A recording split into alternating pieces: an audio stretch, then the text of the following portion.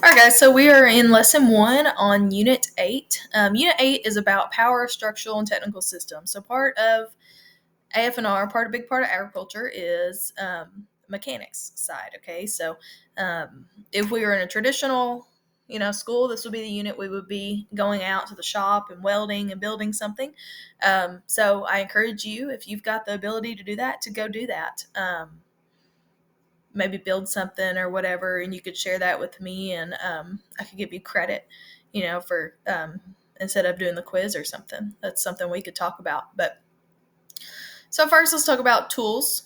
Okay, as an agriculturalist, you're going to use a lot of tools, and it's going to vary depending on what job specifically you're doing agriculture-wise. So there's a picture, beautiful picture of a tractor pulling a plow. And a plow, we've learned, way back in Unit 3, I think, they are to turn the soil to get ready to plant. So you may see a lot of plows and tractors doing that, after they harvest their crops, getting the dirt ready and getting ready to plant in the fall or in the spring too, depending on the crop. So ag today is less about shovels and hoes. It's more about big machinery. We've kind of gone to tractors and large equipment. There still is a need for all of those smaller tools.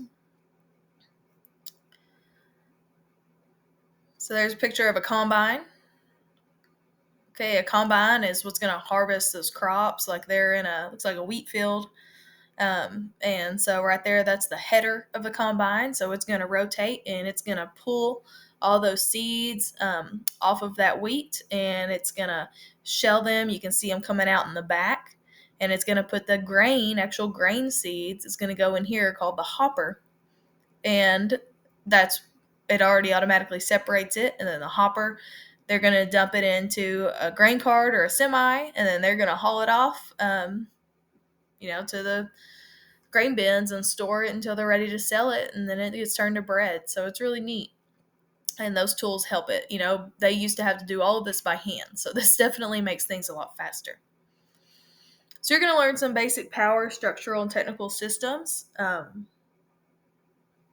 You're not going to know how to repair an engine from this unit, but we're going to hopefully touch on some things so you understand how those things work. Even if you're never ever going to drive a tractor or see a tractor, you're probably going to drive a vehicle, right, at some point in your life. So it's good to know, or a lawnmower, it's good to know something about engines and just how things work. So let's explore some engines. Engines, basically what they do is they convert energy into work. So there's 3 different types. There's thermal, so that's heat engines. So they use heat to create the power. So the energy source is heat. There's 3 types: external combustion, internal combustion, and reaction. So external combustion, the fuel is burnt outside the engine. So this is like a steam engine, like a train.